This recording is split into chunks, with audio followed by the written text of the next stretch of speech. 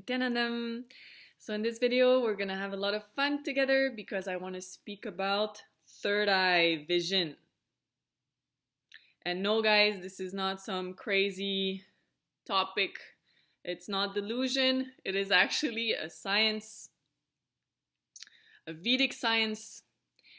And for those of you who are gonna land on this video without having any context,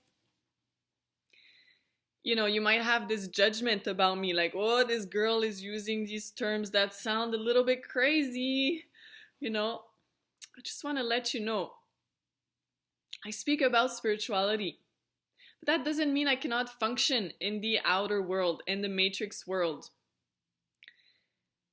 I just completed law school. I have a bachelor in psychology. I did so many trainings. I have this ability to use that so-called logic that Maya Matrix thrives on. But the difference is that I've always known that there is so much more to life. And I truly believe that the most brilliant beings have decided to incarnate on planet Earth at this point in time because the avatar is among us and he's there to revive that science of enlightenment. And I truly believe that the most brilliant beings are the beings who are able to succeed at whatever is being presented their way. Whatever dimension it comes from, whatever world, whether it comes from society, whatever. So what I want to talk about, third eye vision. I want to share some of the experiences that I've had. See, I'm not going to talk about something that I heard. It's really direct experiences that I've had. And don't think that I was always ready to believe, like, oh my God, it's happening in front of me, like for sure it's real and all that.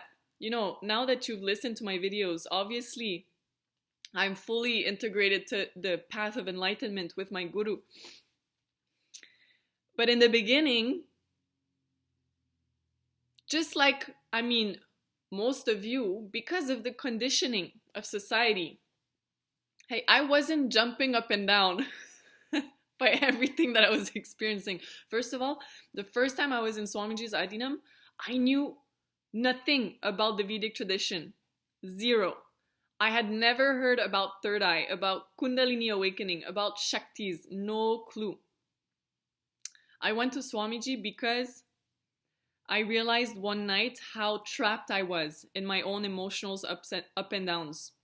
And that despite all the degrees, all the courses that I had done, that nothing that I had learned from society could get me out of it. And I felt like I was in prison. I felt so stuck. And that night, despite the fact that I was extremely resistant to Swamiji, that's the most hilarious part. I was so resistant to Swamiji. I had so many layers in me of like anger towards life and arrogance and all that. I shared that in previous videos, but I'm just setting the context for those of you who don't know that side of me from the past. And I even told, like, one of the first things that I told Swamiji in the mic when I was at that first program, he was asking us, he wanted to know why we were there. So I started talking. At some point I said, Swamiji, I used to think that you were a cause of separation in our family. Because my brother had taken sannyas. My mother was listening to Swamiji, and because I was really not in the space of listening at that time and experiencing so much conflict, I wasn't able to connect, and I just felt like Swamiji was separating my whole family. But then I told him, because that same day I had that click. I saw, like, I understood what he was doing, and I said, but now I understood. I am understanding that you're actually unifying all of us. And the whole time Swamiji was just sitting with this huge smile. Okay, so third eye, so many experiences, actually proofs. Hey, I wanted to see proof. I wanted to really, because I had my own doubts also. First thing that happened to me directly. and again, setting the context, I did not know about third eye vision. We were just placed in this mandala, and around that same time, actually, that's when Swamiji awakened my Kundalini Shakti. He told us to put our Atmalinga, which is our crystal, on the third eye, and our eyes were closed. We were wearing this piece of cloth, like a headband. So we were awakening. He was going to awaken our third eye. I'm gonna go get it quickly, just to show you.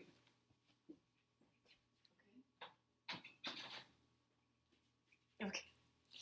So we had to place it like this.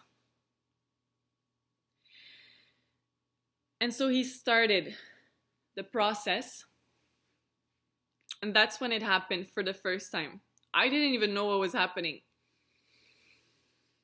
For that split second, that window, I call it a window. It literally, it opened up. I saw exactly the shape, the geometric shape of the Sri Yantra, which is represented in the center. I literally saw it as if I was seeing it with my two eyes, which were closed, but that vision just opened up. But because I got a bit shocked, like I didn't know, like it was the first time I experienced that. I had this moment of like that, and then it stopped. That was my first, it's like it closed itself. That was my first experience of third eye awakening. So already from that experience, you know, like I know it's possible. And that's the amazing part with Swamiji, with my experience with Swamiji. It's because I never had any knowledge, any prior knowledge. I mean, from past lives, yes, but in this life, it was still dormant.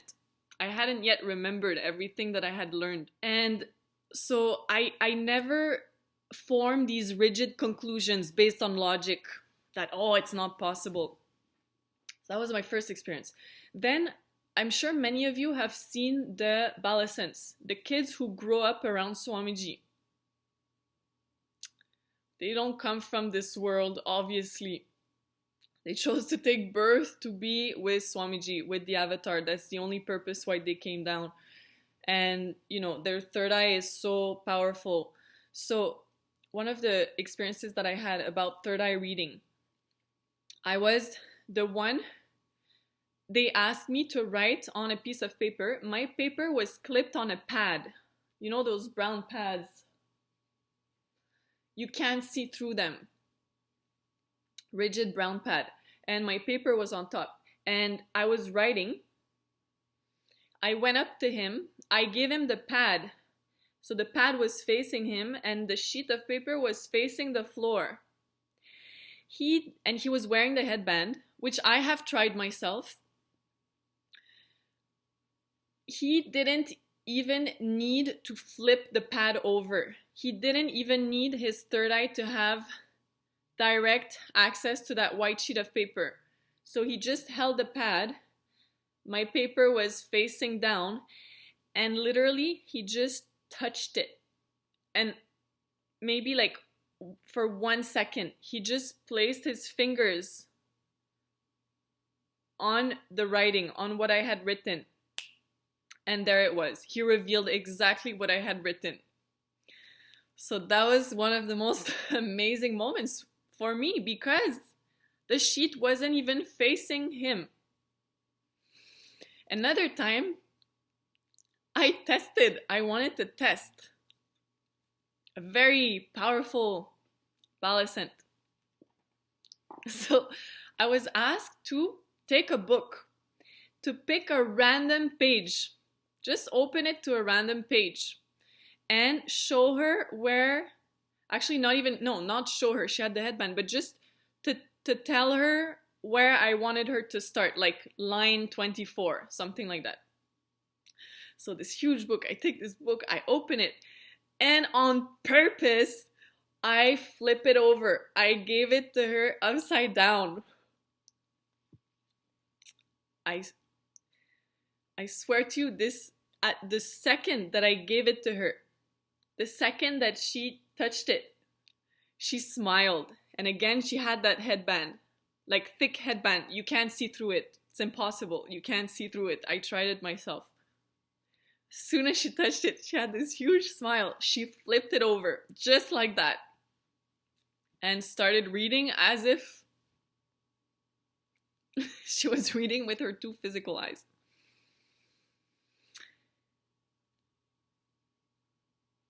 Another thing that I did, I wanted to test, okay, this was not a Gurukul Balasan, this was Maha Yoga, which you probably all know. So I was also asked to give her something. So what I did, I actually wrote a sentence backwards. I wrote it backwards. And I wrote something like, if you can read this backwards, it means it is real. Something like that. Anyways, I flipped the whole thing over and I added this tiny little symbol. Little dots. Like, I think it was 3 little dots. Oh my gosh. I just gave it to her. Again, she didn't even need time. As soon as she got it, she just read the whole thing, even though I had like increased the level of difficulty by writing the whole thing backwards. So I feel like there's one more I want to share, but right now I can't think about it. I can't think of it. Something else I want to share, actually, an experience that I had. You know, these kids, like I said, they're not regular kids, okay? They're truly divine beings who just took the body to be with the avatar and to manifest the Shaktis and to show humanity the science of enlightenment. So when I was in the Adinam, and it was she was, I think, 11 or 12 years old. It was pretty late at night. And, you know, most people were feeling like sleepy. Eyes were closing. And I was very close to her. And at some point, I touched her knee. And what I felt, I never felt in any other person, regular person. When I touched her knee, I felt such an intense vibration. The energy that was in her body was so intense, and I was so shocked. And I told her, I was like, your whole body is vibrating from inside. And so casually, she just answered, yeah, that's Swamiji living. Swamiji's just living in me, living through me. You know, it's such a different existence. I can't even describe it. Something else that really had such an impact on me. Again, it was a Gurukul Balasant. I was in a program, but for some reason I had stepped outside and there was nobody around. Like, this scene was meant for me to be a witness of, because it really stayed with me. It gave me such a powerful cognition about life. So nobody's around. And then I see this young child walking so confident, so joyful, so joyfully, walking without a care in the world. And he's just walking towards me. He was going in the hall. And this lady behind him, who, you know, she was taking care of some of the kids, and she runs after him and she's agitated and saying, no, you cannot be walking by yourself. This kid doesn't even stop. He doesn't even look back.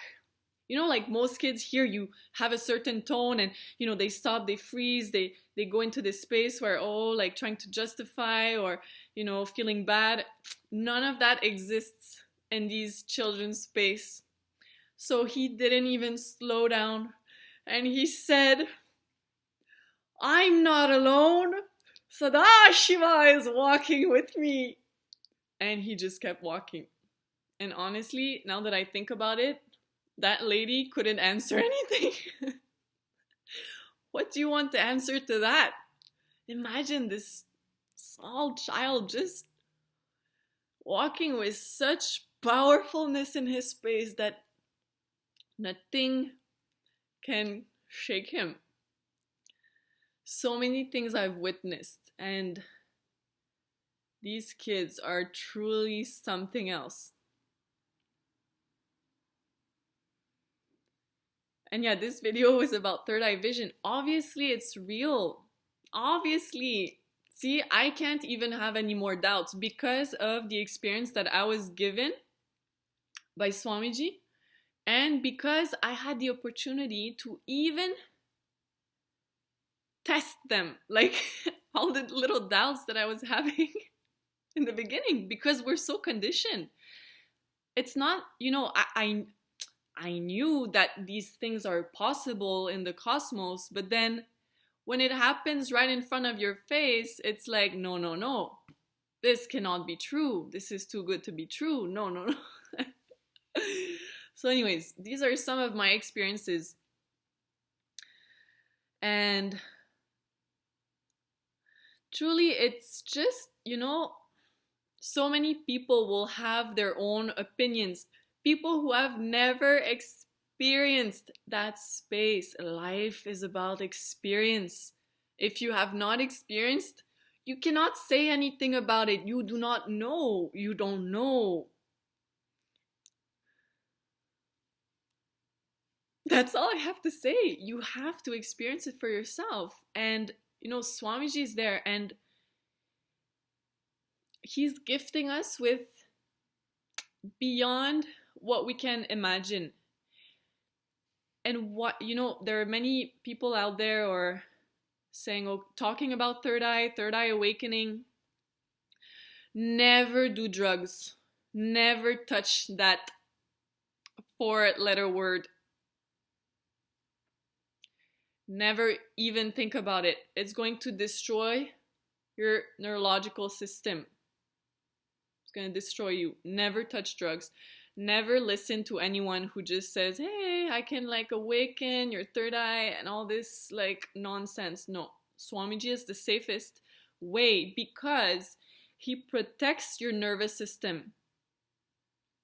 And for example, the Kundalini energy, it's such a powerful happening. When it happens in the right way, it is so powerful. But for that to happen, for that to awaken, the nervous system needs to be so strong because that energy is so intense, and Swamiji will protect you.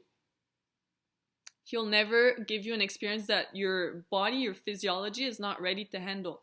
And again, that is why, we have to do yoga. We have to do puja. We have to clean the body. And, now Swamiji is putting a lot of emphasis on Nirahara Samyama, which is the liquid diet, to detoxify the body. Everything that he tells us is only for that. It's to purify the body, strengthen the nervous system, so that he can shower more and more and manifest through us more and more. Because that's the only purpose why he is here. Actually, he started talking about the other civilizations that are here with us.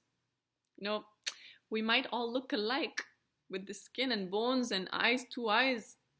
But this is just because that's the form that we need to exist in this plane. Okay? We don't all come from the same place. So anyways, if you want to experience the ultimate, truly, Swamiji is the ultimate. That's all I have to say. I'm just really excited to be part of this journey and to be able to share all these experiences with you.